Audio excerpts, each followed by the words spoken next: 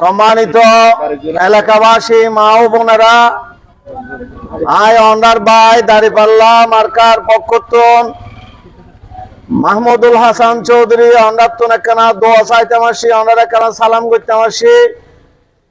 আগামী 12 তারিখ বাংলাদেশের ভাগ্য নয়, জনগণের ভাগ্য নির্ধারিত হবে ইনশাআল্লাহ। অনেকের অতীতে কে আরে 5 বার, কে আরে 3 বার, কে আরে 2 বার ভোট দিয়ন।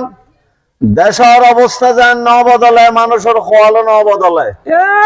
সুতরাং আগামীতে জনগণের রাজত্ব, জনগণের অধিকার কায়েম হইবেলাই বাংলাদেশ জামাত ইসলামীর পক্ষতন দাঁড়িপাল্লা মার্কার ভোট দিবার আমরা আবেদন জানাই।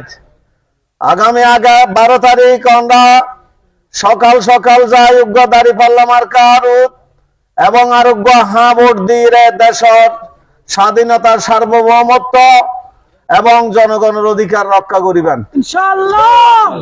হারাম বাংলাদেশ জামাত ইসলামী তথা 11 দলীয় জোটের আতত বাংলাদেশ নিরাপদ।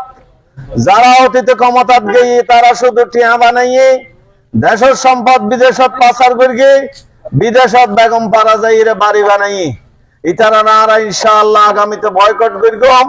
যারা দ্বারা এখন নারীদের অধিকার কুন্নর, যারা দেশন মিজে বেরগে বেরগে মানুষ মারি ফেলার, যারা নারীদের ফেডন মিজে লাঠিদের ইতারারে জনগণ আর গ্রহণ করতে নয়।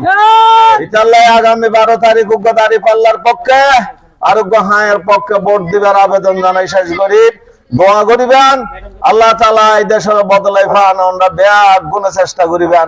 আসসালামু আলাইকুম।